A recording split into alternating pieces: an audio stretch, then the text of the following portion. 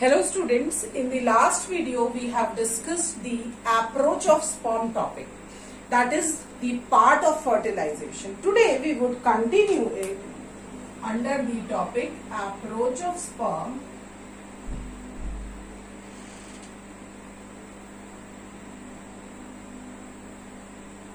There is a smaller topic that is called capacitation.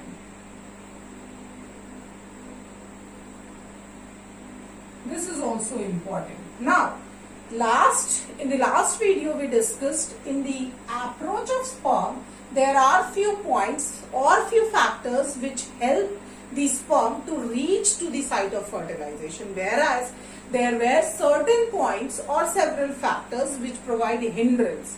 So, when that sperm travels through the vaginal or the reproductive tract of the female, there is a process called capacitation which occurs. Now, what is capacitation?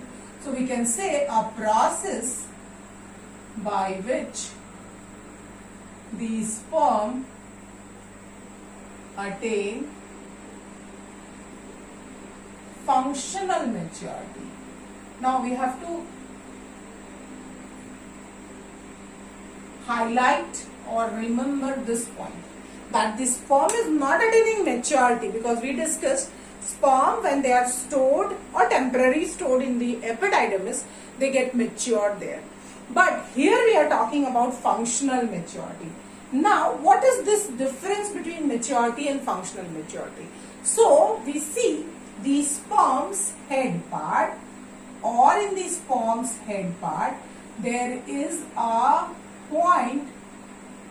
This is your acrosome, fluid film or hydrolytic enzyme film, and this is the nucleus part. So this is nucleus of sperm and this is the acrosome. And we said the whole body of the sperm, I am not drawing the whole sperm, we have to discuss this point. So the whole body of sperm is covered by a layer of plasma membrane.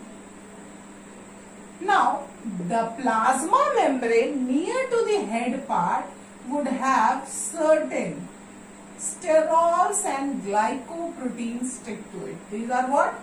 Sterols and glycoprotein. So, what occurs in the process of capacitation? So we would see, and as we know, these sterols are the derived form of lipids. What are these sterols? These are derived lipids. So due to the accumulation of derived lipids above the head part, or rather above this acrosome, when the sperm would reach to the egg, it would not be able to release its enzymes. And until and unless the sperm would release the enzymes, it would not be able to cleave or destroy the egg's membrane. So for the process of fertilization or getting inside or fusion of the pronuclei, there must be degradation or rupturing of the egg's membrane. For that, the sperm has to release their enzymes which is stored in this acrosome.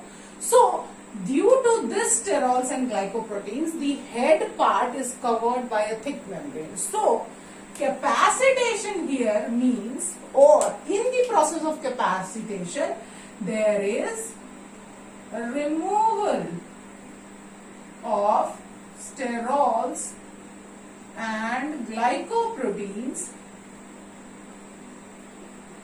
present above the head part of the sperm, or on the plasma membrane of the head part of the sperm. So in the process of capacitation, there would be removal of the sterols and glycoproteins, and once the sterols and glycoproteins are removed, there it would lead to thinning out of the membrane.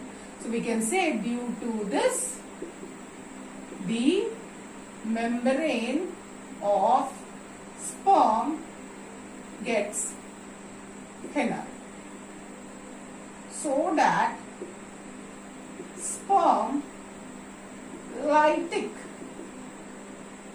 sperm license or sperm's enzymes can be released easily. So sperm's enzymes which are stored in the acrosome can be released easily. For that, this capacitation process is the important. Other than this is the first point which occurs in capacitation. Now next point is what?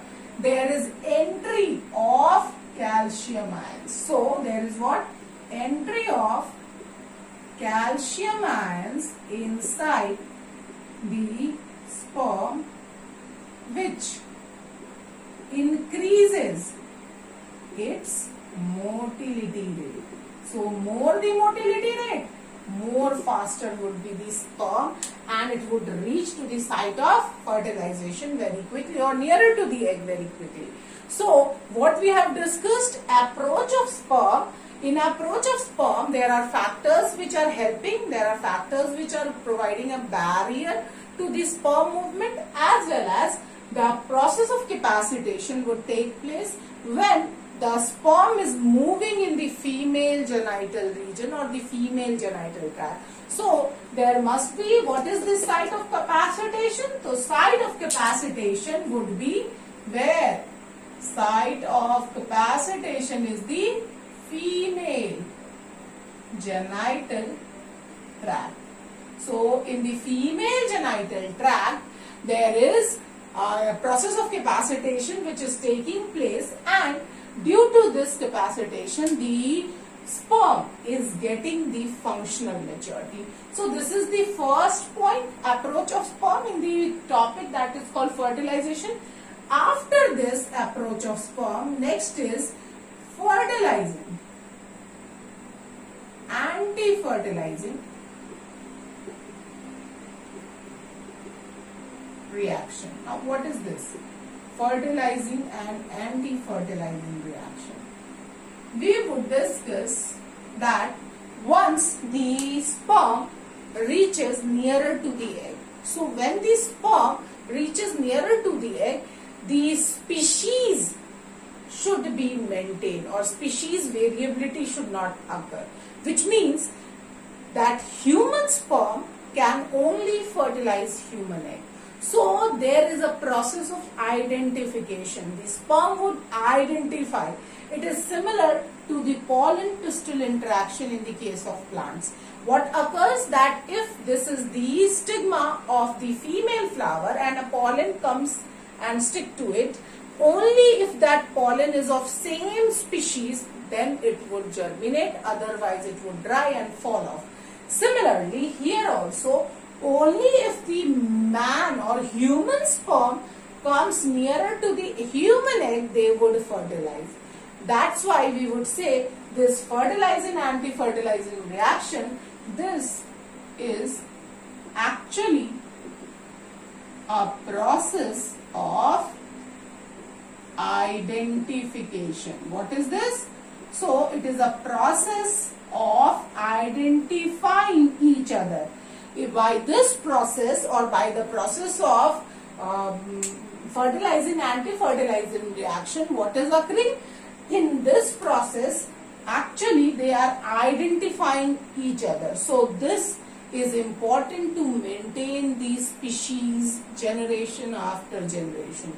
So for the process of that, there are two chemicals which are released. This fertilizing, it is released by egg, and this anti-fertilizing, it is released by sperm. So they would recognize each other. Now what happens? This fertilizing is actually a chemical. This is what? A chemical which has several binding sites. What it is having? It is having several binding sites called spermatophilic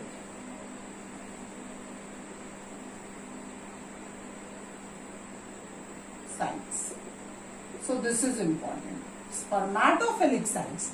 So this fertilizing, which is a chemical, would have several sites which are known as what? These are known as spermatophilic sites or the sperm binding sites. What are those? Sperm binding sites.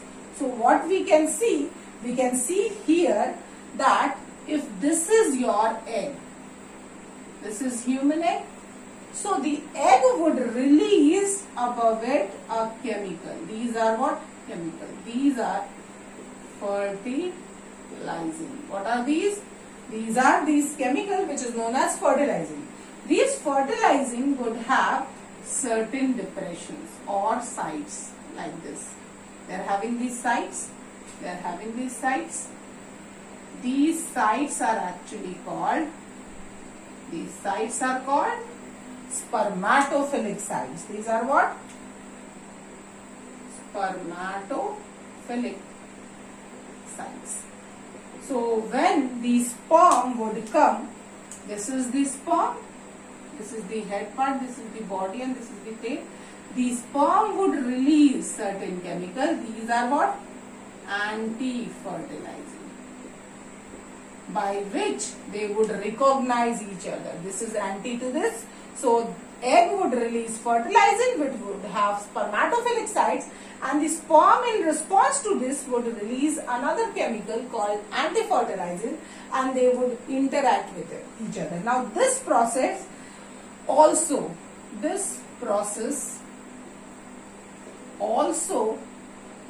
is responsible for thinning out the number of sperm.